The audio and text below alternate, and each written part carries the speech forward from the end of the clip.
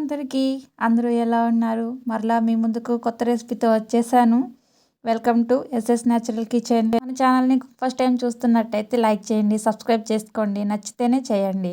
అయితే ముందు రెసిపీలోకి వెళ్ళిపోదాం. ఇవాళ మన రెసిపీ వచ్చేసి చింతకాయ పచ్చడి. ఎండుమిరగాయలతో చేసిన చింతకాయ పచ్చడి 2 రకాలుగా చేసుకోవచ్చు. పచ్చిమిరకాయలు, ఎండుమిరకాయలు మనకు నచ్చినట్టు చేసుకోవచ్చు.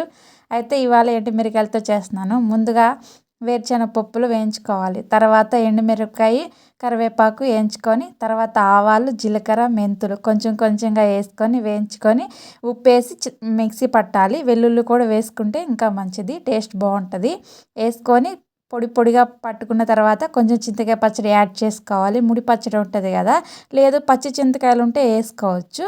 చింతకాయ పచ్చడి వేసుకొని కొంచెం బరకగా మిక్సీ పట్టిన తర్వాత కొంచెం ఉల్లిపాయ వేసుకోవాలి. ఉల్లిపాయ ముక్కలను సగం బద్ద ఉల్లిపాయ వేసుకుంటే టేస్ట్ బాగుంటుంది. వేసుకొని పోపు పెట్టేసుకోవటమే, చాలా చక్కగా ఉంటుంది. వేడి వేడి అన్నంలో చింతకాయ పచ్చడి వేసుకొని తింటే ఎంత బాగుంటుందో తెలుసా.